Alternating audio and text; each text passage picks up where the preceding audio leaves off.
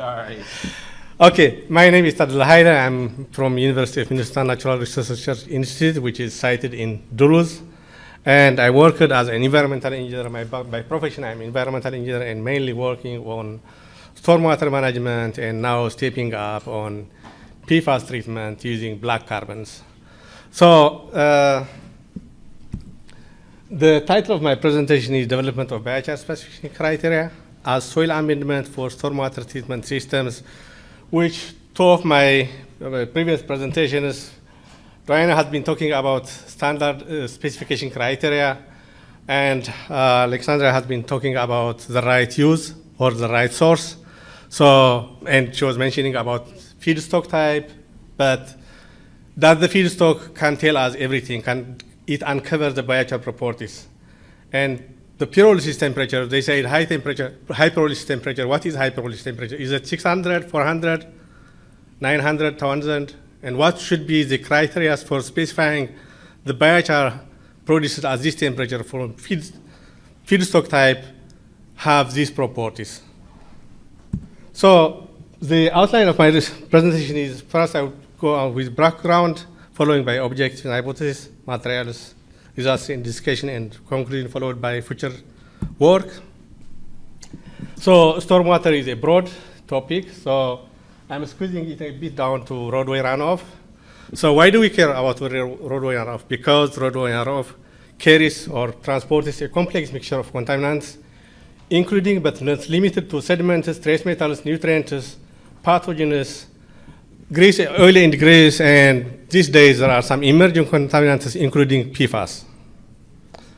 So where does those contaminants came from? Mainly in road runoff, there are some sources, mainly vehicular emission, and some road deterioration, road salt, and residential and agricultural application of herbicides and pesticides, and the atmospheric dry and wet deposition of atmospheric pollutants. So to manage those, we need a mitigation strategy. Till now, there are BMPs, best management practices, conventional best management practices such as soils or bioslopes. They are constructed with a mixture of topsoil, sand, and compost or mulch, mainly for flood protection and erosion control, runoff management, contaminant removal, and reduce the peak flow to improve infiltration rates, thereby enhancing groundwater recharge. But there is limitations with the conventional media. There is nutrient leaching, which mainly comes from the compost. There is reduction in filtration rate, especially when we use the topsoil, and it has some clay content, and there will be compaction, reducing in infiltration rate. And also poor dissolved contaminant removal, because especially for the hydrocarbons, there needs hydrophobic adsorbent to be being absorbed or removed. So what would be what could be a solution for this? A potential solution is amendment of soil media with biochar, because the biochar has some specific interesting properties such as large surface area, large number of pore volumes, binding surface chemistry that can enhance contaminant removal, thereby the large pore volumes can enhance water retention capacity, thereby reducing the runoff, and to promote groundwater recharge or just reduce the road flooding. So the objective of this project was just to develop knowledge, tools, and protocols for using biochar in stormwater treatment systems. The research objective is how do pyrolysis temperature or pyrolysis conditions affect the biochar's physical properties relevant for stormwater treatment? What specification criteria best predict contaminant removal, as well as water retention capacity, and also what matrix indicates the long-term stability of the carbon that is produced and leaching risks. The hypothesis is controlled pyrolysis can tailor biochar properties that are relevant for improved contaminant removal and soil hydrology, that is with water retention capacity and hydraulic conductivity. So here the research measure is one is selecting a feedstock which is locally available waste ash or ash trees, emerald ash board trees, that is local waste utilization, and the produce temperature was conducted from 300 to 975. We produced 9 biochars under 100% nitrogen gas, and we use also commercial biochar and activated carbon as benchmarks for contaminant removal. And we conducted comprehensive analysis or comprehensive testing that comprises of, on one side is characterizing the physical-chemical properties of the biochar, on the other hand is the contaminant removal. And for the physical characterization, we selected a couple of times parameters, but I will focus on mainly on the compositional analysis, that is the proximate and ultimate analysis, and the complete pore size distribution. For the contaminant removal or release, because the idea of integrating biochar into stormwater treatment systems is at least it should not release to replace the compost, it should not leach phosphate and DOC. So we conducted batch tests for leaching of phosphate and DOC or dissolved organic carbon. On the other hand, we performed absorption tests for trace metals which are commonly found in road runoff and also dissolved organic carbon in batch sets. For the pore size distribution, we conduct 3 experiments, that is the carbon dioxide using for the macropores, for the small pores, the nitrogen adsorption for the mesopores, that is 0.750, and the mercury intrusion for vascular and mesopores, that is 5 to 5,000 to 500,000. And the results were modeled using 2-dimensional nonlinear density functional theory. You refer to this literature, you can find it anywhere. So with this model, we produce a single pore size distribution using those 3 experiments. So for the results, here is a compositional analysis. On the left side is the proximate analysis. On the right side is the compositional or the ultimate analysis. There are some technical terms here. If you feel, just you can ask, or you can, after the presentation, you can join me. So on the left side is the proximate analysis, that is the fixed carbon content, ash content, and volatile matter content. And you can see on the y-axis is the percentage, and on the x-axis is the pyrolysis temperature. So with increasing temperature, there is an increase in fixed carbon content until a given temperature of around 700. The volatile matter content also decreases until nearly 700. For the ultimate analysis, which analyzes the carbon, hydrogen, oxygen content, and there is a carbon content increase until a temperature of around 600, but afterwards remains constant. Also, the oxygen and hydrogen content, there was a decline until the 600 degrees Celsius, then afterwards remains constant. So the reason why I have been saying which temperature is important. So should I produce a biochar at 600 or should I go for 900? The same feedstock, this one, 600 would be for the ultimate analysis. For the proximate analysis, we found that 675 is optimal. So based on this, high fixed carbon and low volatile matter content requires a high thermal treatment or pyrolysis temperature of 675. High carbon and with low hydrogen and oxygen content would need a pyrolysis temperature of 600. High carbon content means improved contaminant removal, and high ash and volatile matter would result in reduced removal of contaminants, especially for the organic contaminants and also E. coli. Here is one of the also one important metrics for biochar characterization, that is the hydrogen to organic carbon ratio, which is normally known as aromaticity, which indicates the stability, the chemical structure, the reactivity, and the potential application. And it's also important metrics for ensuring long-term stability. So low hydrogen to organic carbon ratio means the material is more aromatic and it has more performance for absorbing contaminants. That is,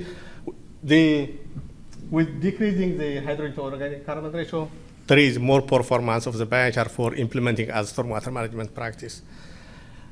Is there a threshold for selecting this parameter? Yes. According to the World Biochar Certificate and International Biochar Initiative, a hydrogen to carbon ratio of 0.7 is the metrics for any black carbon or biochar produced by pyrolysis. So the threshold is 0.7. But in this project, we came up with a hydrogen to organic carbon ratio of 0.4 at a temperature of 500, but our target is to produce a hydrogen to carbon ratio of 0.2, which is optimal for contaminant removal, stability, and larger number of pore volumes. Here is a complete pore size distribution overlay.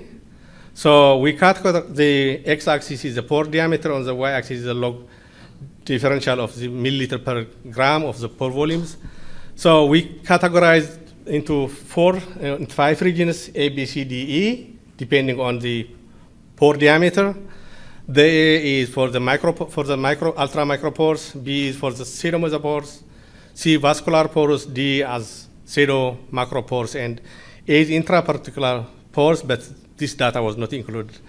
So this is just the graph showing, so how can we interpret for the total pore volume?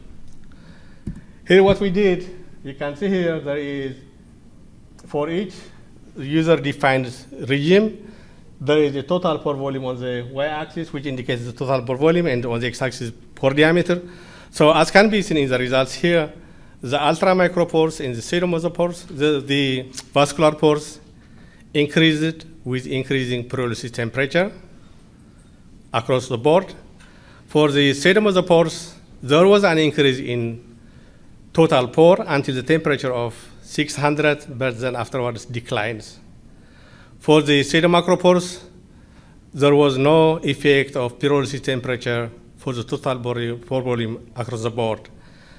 And it's important to note here that the vascular pores contributed 40 to 60% of the total pore volume. That means any contaminant removal performance or any biochar characteristics that related to the pore volume is mainly affected by the vascular pores. The vascular pores have large impact on the contaminant removal or whatsoever with the property of the biochar. With that, let's move on the contaminant removal or contaminant release. Here is the release of phosphate and the x-axis and milligram per kilogram. On the y-axis, on the x-axis, the pyrolysis temperature. And it seems there is a slight increase in phosphate release, but it's minimal. The amount is just below 1 milligram per kilogram, which is much lower what is recommended in Minnesota Stormwater manual, which is recommended 15 to 30 milligram per kilogram. And the compost leaches up to about 30 milligram per kilogram. So the biochar is leaching almost no phosphate, I would say. So it doesn't make any sense just to make a conclusion that there is an increase or decrease. For the phosphate, for the DOC removal for organic volatiles, we measure just the UV observance, even though it's not one-to-one interpretation, but it indicates what volatiles are being leached from the biochar across the board, across the different pyrolysis temperature. And you can see here, the UV observance at 250 nanometers on the y-axis and the pyrolysis temperature on the x-axis. We can see that a biochar that is produced at a pyrolysis temperature of below 400 will leach volatile organics, but after that, there is no release of volatile organics. So this is a simple measurement, and also when you make some in-house testing, you can just check the biochar mixed with the water and see the color. If the color is just not settling or the biochar is not settling, then I would not use that for stormwater treatment because it's floating out. And the color just indicates there is a leaching of the volatile organics. Here is for the trace metal removal. That's what I said technical. This is the KD value. KD value is what fraction is being absorbed to the solid media and what is remaining in the solution. So on the x-axis is the pyrolysis temperature, on the y-axis is the log KD. This is log scale. And you can see that there is an increase in log KD with the increasing pyrolysis temperature, but there is one turning point after 600. You can see that almost except for nickel, the KD value was nearly similar, but there was a jump at the 600. And also for the lead, after 600, the concentration was below detection limit, so we assume that the KD value could be higher than that, what is presented in this graph. To have a better visualization, here is the same result, but different interpretation, normalized concentration. That means the concentration in the liquid phase after the reaction over the concentration what I have been added into the solution. This is the ratio. So zero, that is, it goes 0 to 1. So if the normalized concentration is 1, means there is no removal. That is 100% what I have added is going through. If it's the normalized concentration 0, then 100% is removed. So you can see here, after the pyrolysis temperature of 600, there was major performance gap. That is about from nearly 30% removal to over 90% removal for the copper, nickel, and zinc. Well, no, for copper, lead, zinc. Only for nickel was not performing better. There was performance gap, but not like the others. And the selectivity is like lead is better than copper, copper is better than zinc, zinc is better than nickel, and this is mainly related to the metal properties because for example, nickel has the smallest ionic radius, that's why it's performing low, and also the hydration and polarization. So those are related to the metal properties. And the removal mechanisms are attributed to surface complexation, precipitation, and physical absorption on the biochar surfaces. And the take-home message here is high pyrolysis temperature would result in high stability and contaminant removal. Here is also for the DOC sorption, dissolved organic carbon sorption, where humic acid has been used as a surrogate because humic acid represents about 75 to 90% of natural organic matter, so it will replicate, even though it's not the normal DOC that we see in the stormwater, but it can replicate. And the dotted line is for the net release or net removal. And we can see that pyrolysis temperatures, biochars below 600, either they are releasing or nearly not doing anything. But biochar pyrolysis after 600 degrees Celsius, 675, there was consistency removing the DOC. So that means higher pyrolysis temperature increase aromaticity and pore volumes than enhanced DOC removal or organic contaminant removal. And removing mechanisms for the DOC is either surface absorption, complexation, or pore filling. Especially the DOC is removed when it's humic acid in the mesopores. So the conclusion from this work was hydrogen to organic carbon ratio better indicates performance than heating temperatures, what I have been saying, than to say this is high temperature or 600 or 700 pyrolysis biochar is better to derive the hydrogen to organic carbon ratio. So this is highly aromatic, or if the biochar is the polarity and the aromaticity determine. Also, heating temperature or pyrolysis temperature greater than 600 are more relevant for trace metals, but for the organic contaminants, we need a pyrolysis temperature of up to 675. Vascular pore volume was most important, and for optimal biochar stability, we need a vascular pore volume of about 0.4 milliliter per gram. One take-home message here, very important, is comparing the hydrogen to organic carbon ratio of black ash to analogous biochars from different other feedstocks reveals similar results. That means the hydrogen to organic carbon ratio, what we have determined here, can be used as approximate for pyrolysis temperature of any other feedstock, any other wood-based feedstock. When I say as an indicator, that it should be clear that for wood-based, other stuffs could go different way. Also, comprehensive characteristics requires both surface area and pore volumes, pore size distribution, because for trace metals, the removal is mainly based on the surface chemistry, and the surface area is more important. But for organic contaminants, especially when we are looking for pesticides or PFAS, the pore size distribution is more important, because those, especially PFAS, diffuses to the macropores or to the pore volumes. So the surface area and pore volume distribution is very important for characterizing biochar when we are looking for other organic contaminant removal. So the phase 2 project is continuing. So in phase 2, we'll select 2 or 3 temperatures. We'll produce biochars and different particle size. Based on that, we'll conduct bench scale tests for water retention capacity, hydraulic conductivity, contaminant removal, and plant growth.